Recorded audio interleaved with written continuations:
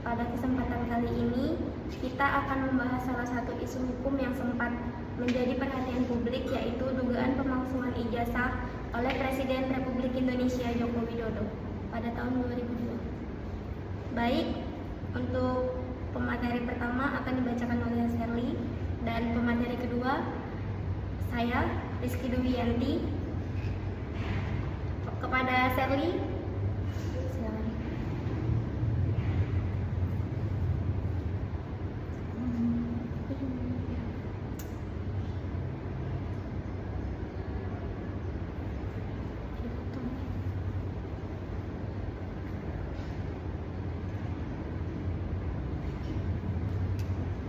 Analisis hukum atas dugaan pemalsuan ijazah Presiden Joko Widodo.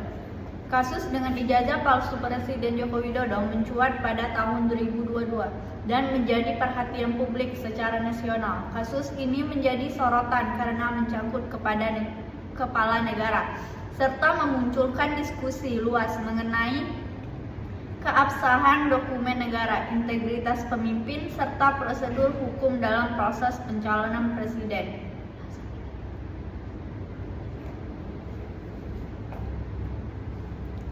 Apakah Presiden Joko Widodo terbukti secara hukum menggunakan ijazah palsu sebagaimana diatur dalam pasal 263 KUHP tentang pemalsuan surat? Presiden Joko Widodo dituduh menggunakan ijazah palsu dari jenjang SD hingga SMA. Bambang Tri tidak menemukan data sekolah atas nama Jokowi. Gugatan diajukan ke PN Jakarta Pusat untuk membatalkan keabsahan ijazah tersebut. Tidak ada bukti forensik yang membuktikan bahwa dokumen tersebut palsu. UGM dan sekolah terkait menyatakan bahwa Jokowi adalah alumni sah mereka. Dasar hukum 1. Pasal 263 KUHP. Barang siapa membuat surat palsu atau memalsukan surat yang dapat menimbulkan kerugian diancam pidana paling lama 6 tahun penjara. Yang kedua, Undang-Undang Nomor 12 Tahun 2011 tentang pembentukan peraturan perundang-undangan menyatakan bahwa setiap dokumen negara yang digunakan dalam pencalonan jabatan publik harus valid dan terverifikasi. Yang ketiga, Undang-Undang Nomor 7 Tahun 2017 tentang pemilu membuat syarat administratif calon presiden termasuk keabsahan dokumen pendidikan. Analisis yuridis. Bambang Tri Mulyono menduga Presiden Jokowi menggunakan ijazah palsu merujuk pada pasal 263 KUHP tentang pemalsuan surat. Namun, tidak ditemukan bukti yang cukup untuk membuktikan adanya unsur pidana. Dugaan penggunaan ijazah palsu oleh Presiden Jokowi secara hukum merujuk pada pasal 263 KUHP.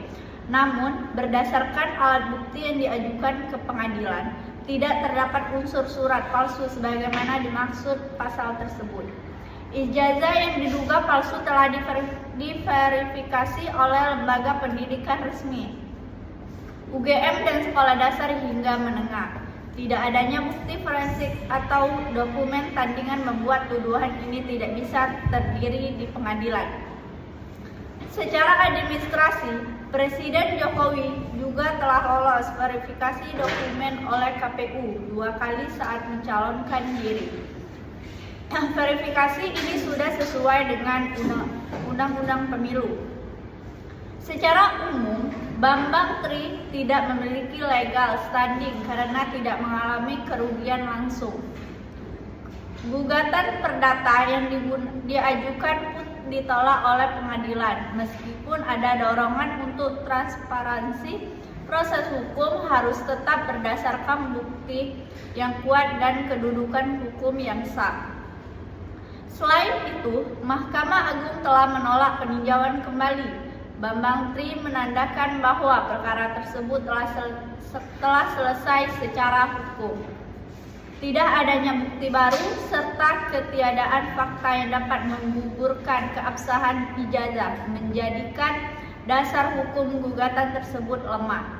Justru, tuduhan yang tidak berdasar seperti ini berpotensi masuk ke ranah pencemaran nama baik dan fitnah jika dilakukan secara berulang di ruang publik tanpa dasar hukum yang jelas. Dengan demikian, tuduhan penggunaan ijazah palsu oleh Presiden Jokowi tidak memenuhi syarat formil dan material dalam hukum pidana maupun perdata. Tidak adanya bukti otentik dan legal standing penggugat memperkuat bahwa gugatan tersebut tidak berdasar secara yuridis. Tujuan hukum yang pertama, menuntut transparansi dan kejujuran dalam penggunaan dokumen negara. Yang kedua, mendorong pengadilan agar berani memeriksa keabsahan dokumen pejabat publik. Yang ketiga, menghindari presiden buruk dalam pencalonan pejabat tinggi negara. Kesimpulannya, dengan pertimbangkan seluruh aspek fakta, hukum, dan jurisprudensi yang berlaku, maka dapat disimpulkan bahwa gugatan terhadap Presiden Jokowi terkait dengan ijazah palsu tidak memiliki dasar hukum yang kuat, tidak memenuhi unsur pidana maupun perdata, dan sudah semestinya ditolak oleh pengadilan. Perkara ini telah menempuh jalur hukum hingga tahap peninjauan kembali dan tetap tidak dapat dibuktikan, sehingga tidak relevan lagi untuk dipersoalkan secara hukum. Tuduhan pengguna ijazah palsu oleh Presiden Joko Widodo diajukan oleh Bambang Trimulyono tidak dapat dibuktikan secara sah dan meyakinkan di pengadilan. Secara yuridis, gugatan ini tidak memenuhi unsur dalam pasal 263 KUHP tentang pemalsuan surat karena tidak ditemukan adanya dokumen palsu, niat jahat, dan unsur itikat tidak baik dalam pengguna ijazah yang bersangkutan.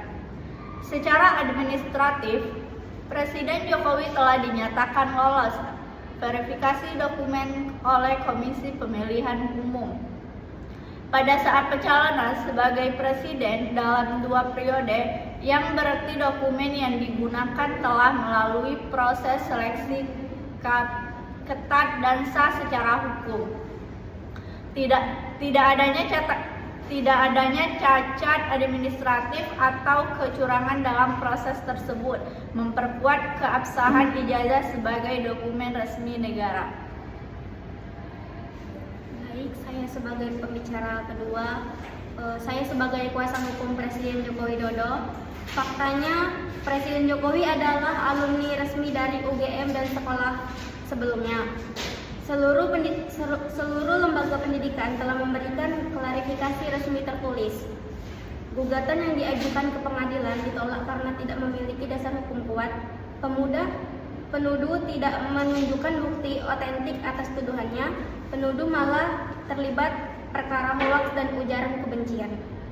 Analisis yuridisnya berdasarkan fakta hukum tidak ditemukan unsur pemalsuan sebagaimana diatur dalam pasal 263 KUHP. Tidak ada bukti bahwa Presiden Jokowi memalsukan atau menggunakan ijazah palsu. Seluruh dokumen telah diverifikasi oleh institusi resmi negara dan lembaga pendidikan terkait.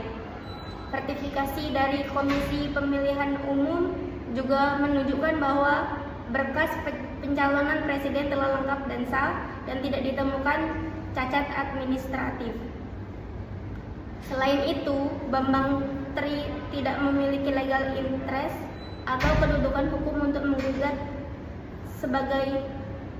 menggugat secara perdata keabsahan ijazah seorang yang tidak menimbulkan kerugian pribadi.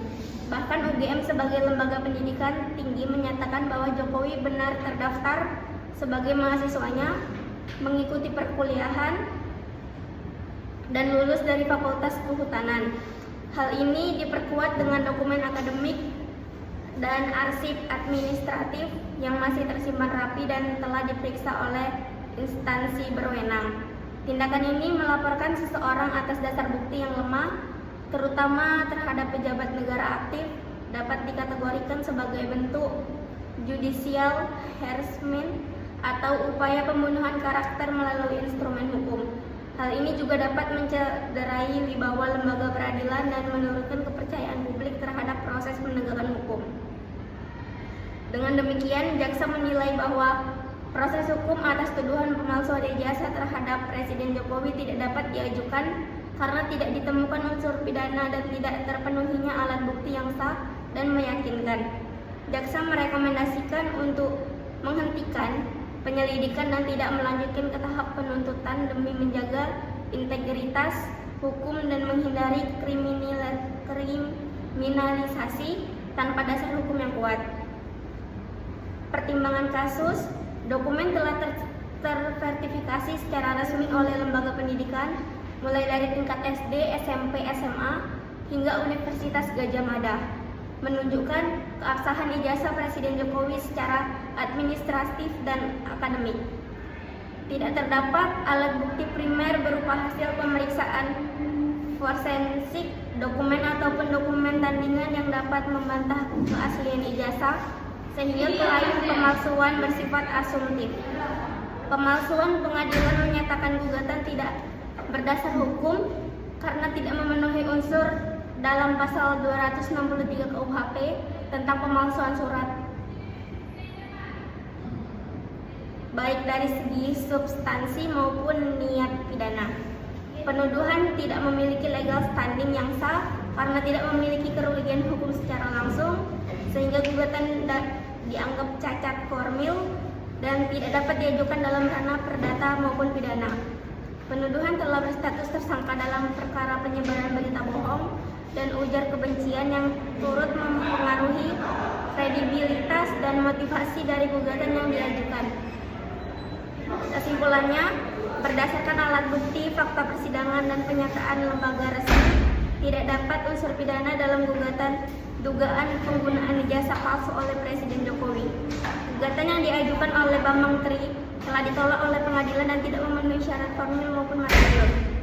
Dalam sistem hukum Indonesia, pembuktian suatu tindak pidana seperti pemalsuan surat atau pasal 263 KUHP harus memenuhi unsur subjektif dan objektif secara kumulatif.